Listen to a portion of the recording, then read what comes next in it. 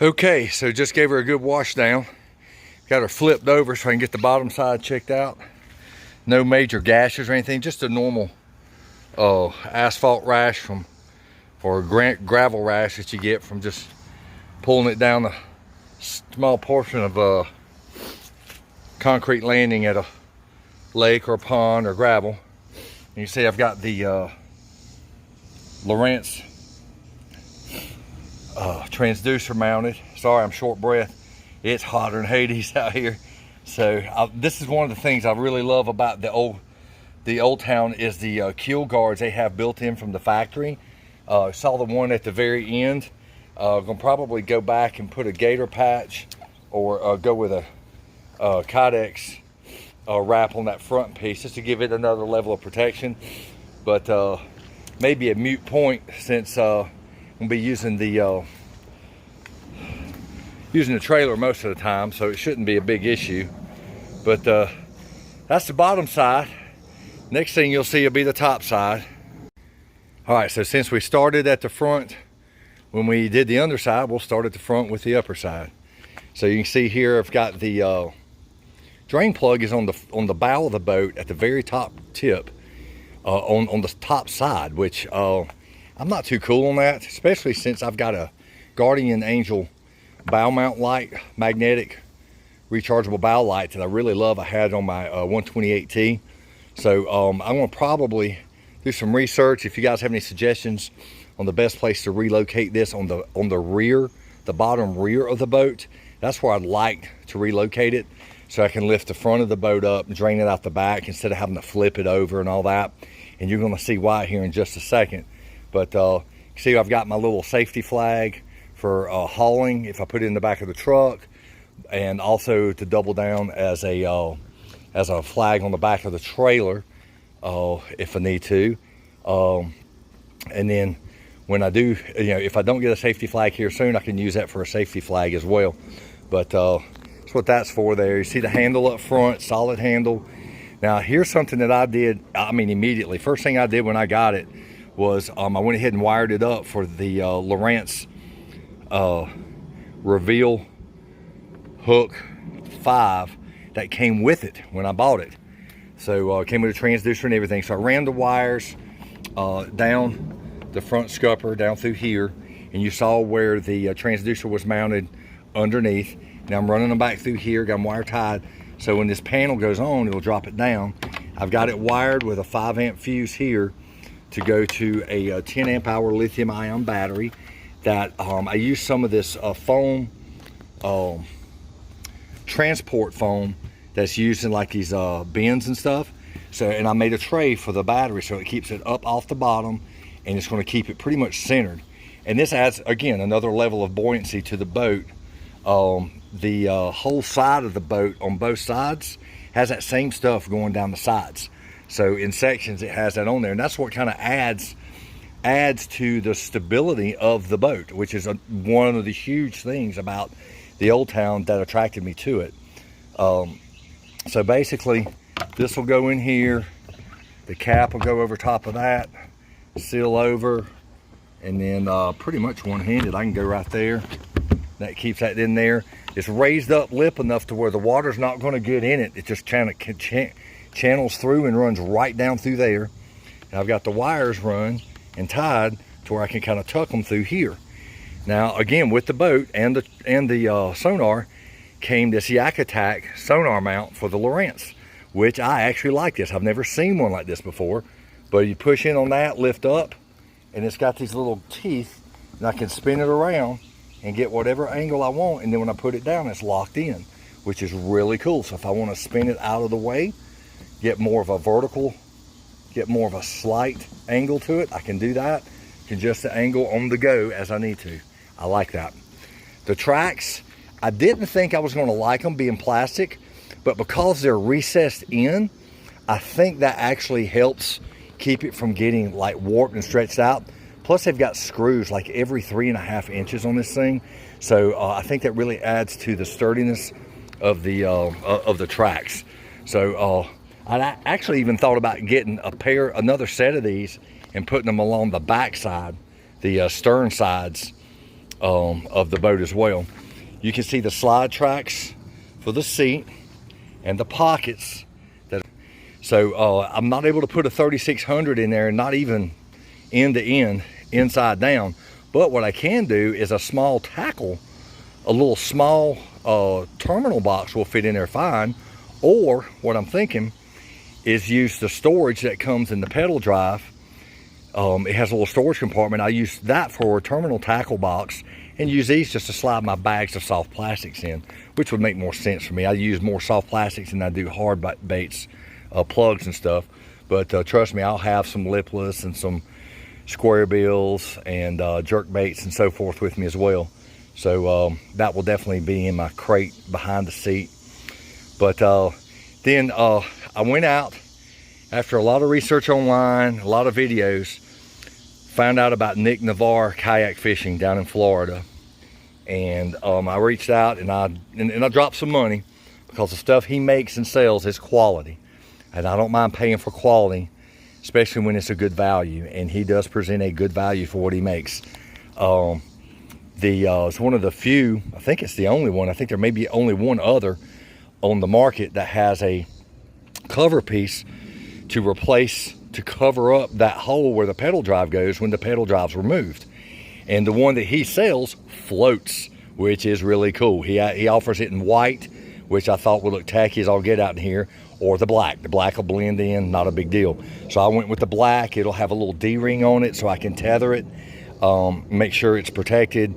If I want to just like maybe take my pedal drive out and flip it around and have it tilted forward, I can still use that, go down creeks and rivers, and then when I get into those deep pools, pull it out, flip over the pedal drive, and then drop in the drive and pedal around in there for pretty much as close to hands-free fishing as I can get without putting a motor on it, which that may happen a while down the road, but I think I'm going to be happy enough with this to where I won't have to worry about a motor for a while.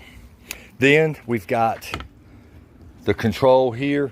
What I like about this is the steering knob. The controller, but you've got a lock knob on here. You can tighten down and it keeps the rudder straight. So if I want to keep her in a straight line and use the rudder and paddle backwards or forwards, I can do that and not have to worry about using my hand to steer. So that's pretty cool too. I can line up the front of my boat. If there's not a lot of wind, that will work out great. If there's a lot of wind, that's not going to work. I'm going to have to pretty much steer.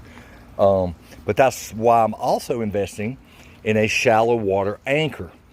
Now I'm going to leave the front facing rod holder here because I think that's just super convenient. Even though this one came with two Scotty rod holders that I can put on the tracks, I'm not too keen on using those. I'm going to probably go without that. What I will do though is these back rod holders that are here, I'm going to replace both of them with tracks. I'm going to put one with a light bar to mount my Tacticam camera on, and then on the other side over here I'm going to put one over there to mount a shallow water anchor mount. So what it's going to do is, again, Navarre Plastics, Navarre Kayak Fishing makes one. It'll come off of this mount and then go out this way, and it will allow me to use not a power pole, but use a shallow anchor pole there, go with like an 8-foot anchor pole, and then I'll give me another one of these paddle holders and put on the other side, same place, so I can store the anchor pole when I'm not using it. I've got a carbon fiber paddle coming off of Amazon that came with a leash, carbon fiber black shaft with orange fiberglass reinforced nylon heads on it, kind of, accent the orange coloring of the bungees, and try to keep it a little color coordinated. But really pumped about this stuff here. And back here was where I was thinking about adding another one of these tracks if I can find the factory one. I would rather go back with the factory if I can find them. Have not had much luck with that. Again, anybody that knows how I can get a set of those factories, leave me a message in here or DM me on my Facebook or Instagram and point me in the right direction. I really appreciate it. See, and then if I can do that, then I might take and put go back and do a different type of mounting system for the bungees, so I can raise the bungees up instead of recessed like this, and that'll give me a little more flexibility that way. And then I can move them around, which is a big advantage on the Sportsman. You have the ability to move them around instead of being fixed. So I really like that about the Sportsman. But again, I got a good price on this one. I'm not going to complain. It was the exact size I was looking for. But this back here is what I mean, the rudder is in great shape, but back here is where I was thinking about putting the drain plug. I just don't know how solid it is, because I can't reach all the way back there to see how solid that is back here, where the correct position would be to drill to relocate that drain plug so that I can use my Guardian Angel light. So again, if anybody out there has any suggestions or documented information on how I can do that, please DM me and reach out. There's that Keel Guard that comes from the factory again, which I love that. So another neat thing about this, and I didn't even realize this was going to happen, was when I put this on the trailer, I can slide this forward, but listen, I'm going to slide this back and it stops. So it's perfectly spaced. I didn't have to adjust it at all. And what happened was the panels, the PVC runs perfectly through here, and the notch, the cutout here, stops it. So I mean, that's perfect. I mean, it's, you know, I can push it all the way back and know that it's secure that way. And then I just turn around and I use my ratchet straps and anchor it down to my slot bars, and I'm good to go. And I actually have room on here for another small kayak. Thinking about maybe getting another, just a 10-foot paddle only, or maybe a 12-foot or 14-foot canoe, and go on this side, so I can carry those up to the mountains or whatever. And with the length of the poles, the length of the PVC is 10 feet. So, because I know these are stopped short right at the 2-foot mark. So I know the 12-foot will fit on there, because that's what I had with the Ascends. So you can see the Old Town logos. Those were so dirty. I'm gonna pop a couple photographs in here. You can see the before and after, and it just made those pop. It took a little shaving cream, Barbasol shaving cream, extra moisturizing, and one of those little mystical erasers you get at the grocery store, off brand, and put a little elbow grease to it, and got those babies looking almost brand new. So that is pretty much the gist of it for now. When I get my seat risers in, I'm going to go with front rail risers for 1 inch, and the rear riser for the rear hinge of the seat for 2 inches, and see if I'm more comfortable in that position. Even without it, I pedaled this out on the lake where I went to pick it up, because I wanted to do a wet demo on it. Take it out, check the steering, see if it took on water, which it did not. Very impressed with it. Had no problem paying what I paid for it. And I'm stoked. I'm really stoked. But with those risers, I've got that coming. I've got some spacers and bar caps for the drive, because the bar caps were missing. I've got some of those alignment spacers that Nick has made famous, and it helps keep the pedal drive from rattling around and moving side to side. And then also he makes something unique where I'll probably mount my camera. It's going to be on top of the pedal drive. He makes a little rack, a little mount that'll go on top of the pedal drive that just kind of clamps on where the little notch handle is at the top of the pedal drive, and you tighten it up with 2 screws on either side, and it clamps down on it. And I could actually mount my camera on there. The only downside to it would be the wiring, so I probably won't do that now that I think about it.